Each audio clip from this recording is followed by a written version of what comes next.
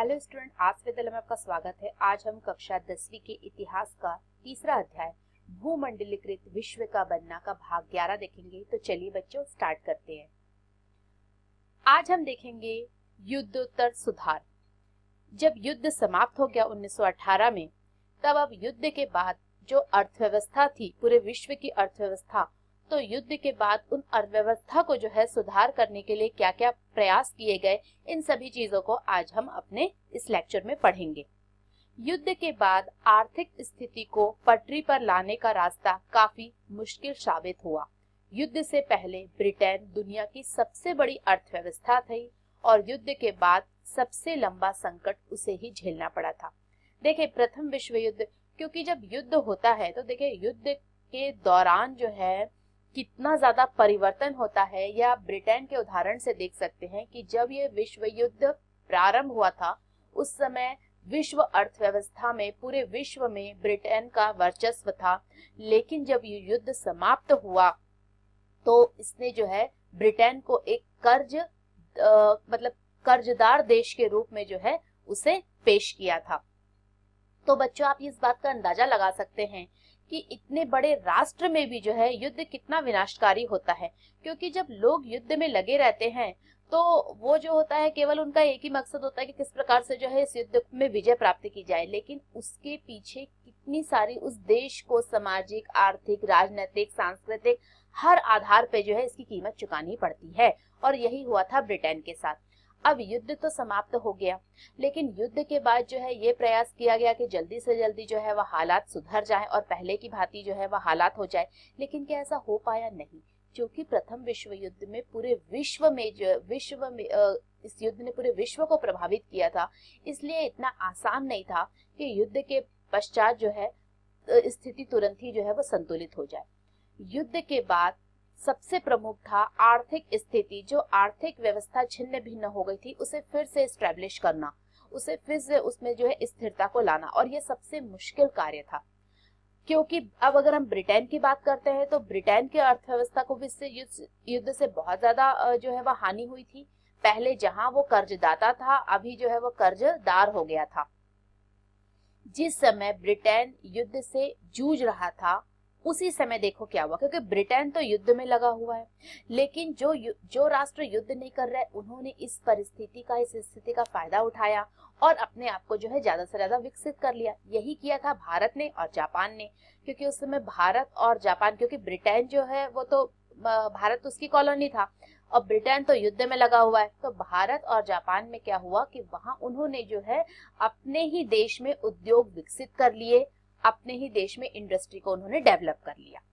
अब जब ये युद्ध समाप्त हुआ और ब्रिटेन का ध्यान अब लगा कि चलो युद्ध से हटा, तब जब वो देखा तो वो क्या देख रहा है कि युद्ध के बाद भारतीय बाजार में पहले वाली वर्चस्वशाली जो स्थिति प्राप्त करना ब्रिटेन के लिए बहुत मुश्किल हो गया था, क्योंकि यहाँ खुद की इंडस्ट्री डेवलप हो गई थी, यहाँ के जो उद्योग थे वो अब विकसित हो चुके थे। तो अब वापस जो है उसी पोजीशन को पाना जो पहले युद्ध से पहले ब्रिटेन का था भारत में, अब वो बहुत कठिन कार्य लगने लगा था। इसी के साथ साथ अगर हम देखते हैं तो जापान से भी जो है उसे बहुत ज्यादा मुकाबला करना पड़ रहा था, और मुख्य रूप से क्या था कि ब्रिटेन को जो होता है, जो इंडियन मार्केट थे और जो इंटरनेशनल सोसाइटी थी, उन सभी से जो है कड़ी स्पर्धा करनी पड़ रही थी। जापान से भी जो होता है इंटरनेशनल रिलेशन के संबंध में जो होता है उसे बहुत ज्यादा कंपटीशन या फिर प्रतिस्पर्धा का सामना करना पड़ा था। क्या हुआ था कि युद्ध के खर्चे की भरपाई करने के लिए अब ब्रिटेन ने अमेरिका से जो होता है वो बहुत ज्यादा जम करके जो है कर्जे ले लिए थे, और इसका परिणाम यह हुआ कि युद्ध खत्म होने तक ब्रिटेन जो है वो भारी विदेशी कर्जों में डूब गया है, पूरी तरीके से लोन में जो है वो डूब गया था। युद्ध के कारण आर्थिक उछाव का माहौल पैदा हो गया था, एक जो होता है बूम आ गया था, क्योंकि मांग, उत्पादन और रोजगार में भारी इजाफा हुआ था। क्या हुआ था, जब युद्ध चल रहा था तो उस समय जो होता है आर्थिक उछाव की स्थिति क्यों पैदा हुई थी? क्योंकि इस समय बहुत ज्यादा मांग थी। मांग किसकी थी? हथियारों की मांग थी, अनाजों की मांग थी, भाई युद्ध में जो लगे हुए लोग हैं तो उनके लिए फूड की आवश्यकता थी, वो युद्ध किस तरीके से लड़ेंगे तो उनके लिए जो होता है हथियार की, वेपन्स की आवश्यकता थी। तो इसके कारण क्या हुआ, उत्पादन बहुत ज्यादा बढ़ा, जो इन वस्तुओं की मांग थी उन वस्तुओं का उत्पादन बढ़ा और इससे बहुत सारे लोग जो है उनको रोजगार भी मिला। तो युद्ध के दौरान तो आर्थिक स्थिति, आर्थिक उछाव का माहौल था, लेकिन जब युद्ध समाप्त हो गया तब क्या हुआ, जो इन वस्तुओं की मांग थी वो अब तो रही नहीं, तो इसके अब क्या हुआ, मांग कम हो गई तो उत्पादन कम हो गया, और उत्पादन कम हो गया तो रोजगार जो होता है उसके अवसर कम हो गए, तो जो लोग अभी तक रोजगार मिला हुआ था वो बेरोजगार हो गए। तो इस युद्ध के बाद जो होता है उछाव शांत होने लगा, तो उत्पादन गिरने लगे और अब जो है अनएम्प्लॉयमेंट या बेरोजगारी बढ़ने लगी थी। और सरकार ने भारी भरकम युद्ध संबंधी व्यय में कटौती शुरू कर दी। अब सरकार को ये जरूरी था कि वह जो होता है युद्ध संबंधी जो व्यय है उसको भी कम करे, तो उसने कटौती शुरू करी ताकि शांतिकालीन करों के सहारे ही उनकी भरपाई हो सके। और ये सब जो कोशिश की गई, जो प्रयास किए गए, उसका भुगतान, उसका परिणाम क्या हुआ, उसका परिणाम यह हुआ कि लोगों के रोजगार छिन गए और भारी तादाद में जो होता है लोग बेरोजगार हो गए थे। 1921 की अगर हम बात करते हैं तो 1921 में हर 5 में से एक ब्रिटिश मजदूर के पास काम नहीं था। मतलब बच्चों आप देख सकते हैं कि 1921 तक यह स्थिति हो गई थी कि ब्रिटेन में जो 20% जो मजदूर थे उनके पास अब जो होता है कोई रोजगार नहीं था, और रोजगार के बारे में बेचैनी और अनिश्चितता युद्धोत्तर वातावरण का अंग बन गई थी। और युद्ध के पश्चात जो लोग के पास रोजगार था उनमें भी जो होता है उनको एक बेचैनी थी और उनको एक डर था, इतनी अनिश्चितता थी कि कब उनसे उनकी जो है नौकरी छीन ली जाएगी। बहुत सारी कृषि आधारित अर्थव्यवस्थाएं भी संकट में थी। चलिए इसको उदाहरण के द्वारा समझते हैं। उदाहरण के लिए गेहूं उत्पादों की हालत पर ही आप विचार कीजिए।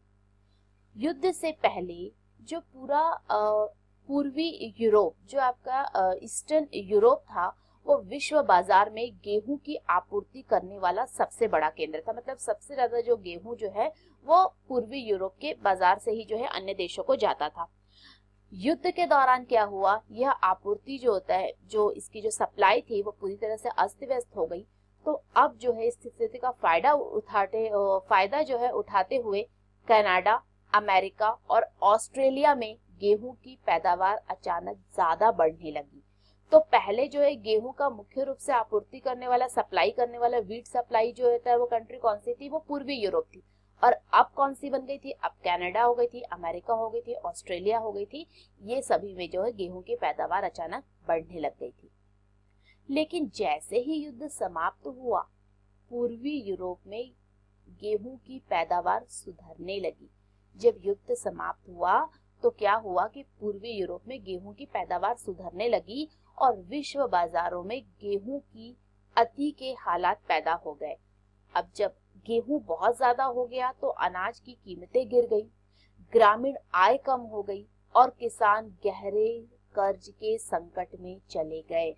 देखिए किस तरीके से आर्थिक व्यवस्था एक दूसरे को प्रभावित करती है, ये आप देख सकते हैं। अब हम देखते हैं बड़े पैमाने पर उत्पादन और उपभोग। बड़े पैमाने पर जो उत्पादन है वो प्रारंभ किया था अमेरिका ने। अमेरिका में सुधार की गति तेज रही और युद्ध के बाद कुछ समय के लिए तो अमेरिकी अर्थव्यवस्था को भी झटका लगा था, लेकिन 20 के दशक के शुरुआती सालों में ही अमेरिकी अर्थव्यवस्था तेजी से तरक्की के रास्ते पर बढ़ने लगी। 1920 के दशक में अमेरिकी अर्थव्यवस्था की एक बहुत बड़ी खासियत थी, वो था वृहत उत्पादन या मास प्रोडक्शन। वृहत उत्पादन का चलन, वृहत उत्पादन की ओर बढ़ने का सिलसिला तो 19वीं सेंचुरी के आखिर में ही शुरू हो चुका था, लेकिन 1920 के दशक में तो यह अमेरिकी औद्योगिक उत्पादन की विशेषता बन गया था। अमेरिका ने एक चीज यहाँ पे स्टार्ट की थी और वो था मास प्रोडक्शन। और ये मास प्रोडक्शन के कारण क्या हुआ कि अमेरिका में जो होता है जो औद्योगिक उत्पादन था वो बहुत तेजी से हुआ। आप सभी को बच्चों पता होगा, आप फोर्ड कार के बारे में जानते होंगे। तो जो आज भी चल रहा है और कार निर्माता में सबसे पुराना जो है इसका नाम आता है। तो कार निर्माता जो होते थे, इसके निर्माता थे वो थे हेनरी फोर्ड। तो हेनरी फोर्ड जो होता है वृहत उत्पादन के विख्यात प्रणेता थे। जो ये मास प्रोडक्शन जो था वो हेनरी फोर्ड ने उसे किस तरीके से स्टार्ट किया था, हमें इसे समझने का प्रयास करते हैं। उन्होंने शिकागो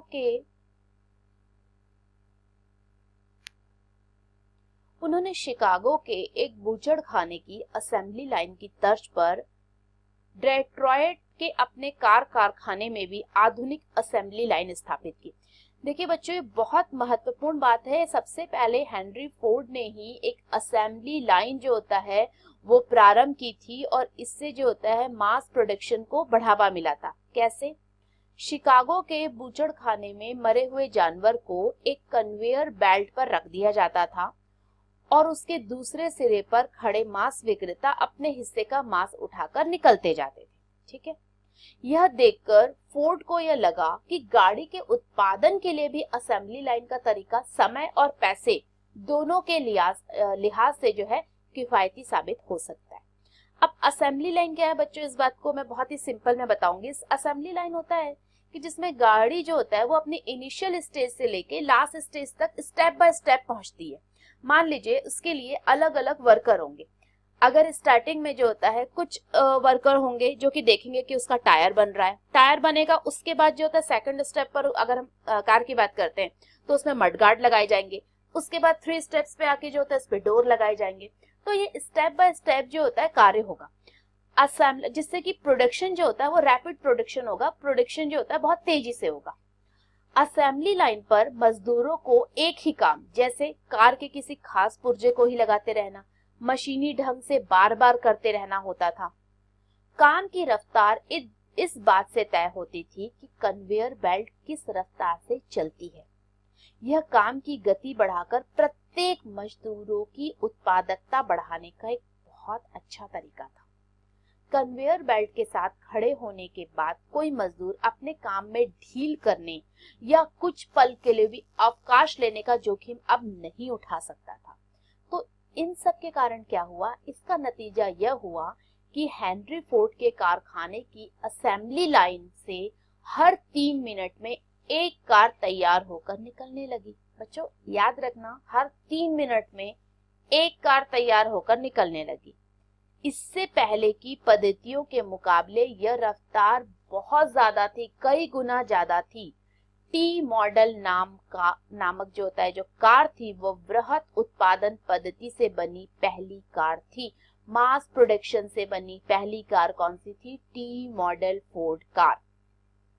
यहाँ आपको इस चित्र में आप देख सकते हैं फैक्ट्री के बाहर कतार में खड़ी हुई टी मॉडल गाड़ियां, जो कि मास प्रोडक्शन का सबसे पहला उदाहरण हमें देखने को इससे मिलता है। So what did we learn today? आज हमने क्या पढ़ा बच्चों और क्या सीखा? आज हमने देखा कि युद्ध के बाद जो अर्थव्यवस्था थी उसमें क्या क्या समस्याएं आई थी, किस प्रकार की जो है परेशानियां हुई थी युद्धोत्तर के बाद जो है, और उस युद्ध के बाद जो होता है उस अर्थव्यवस्था को सुलझाने के लिए, उनको जो होता है उसमें सुधार करने के लिए क्या क्या प्रयास किए गए थे। इन सभी बातों को आज हमने देखा।